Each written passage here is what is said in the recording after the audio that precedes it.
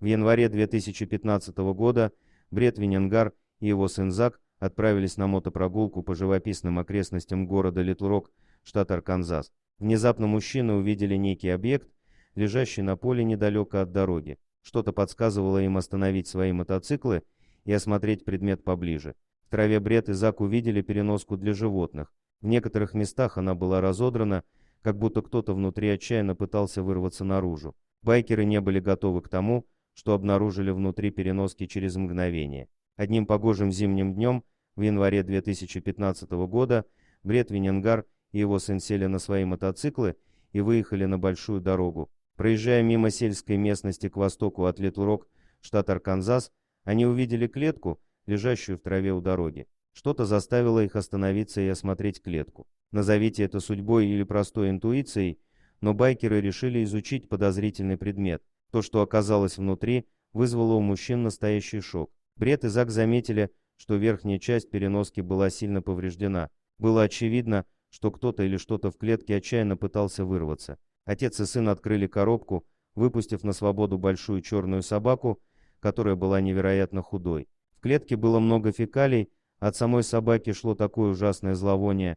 что находиться рядом было очень тяжело. Было очевидно, что несчастную собаку бросили здесь умирать, и один бог знает, как долго она просидела в тесной клетке. По всему ее телу были царапины и кровавые следы, появившиеся в результате того, что животное не имело возможности свободно перемещаться в пластиковом коробе. Поскольку мужчины прибыли на мотоциклах, им не оставалось ничего, кроме как оставить собаку на месте, поехать домой, а затем вернуться за ней на грузовике Зака, прихватив с собой немного собачьего корма. Отец и сын скрестили пальцы в надежде, что когда они вернутся, собака останется на том же месте. Так и вышло, когда Зак и Бред вернулись, собака находилась там же, ожидая их.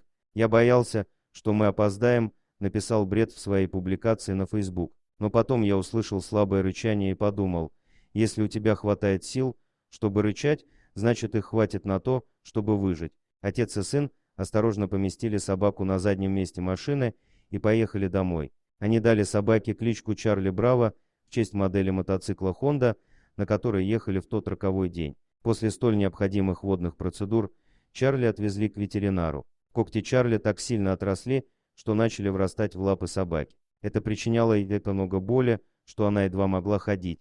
Ветеринар определил, что Чарли было около 8 месяцев.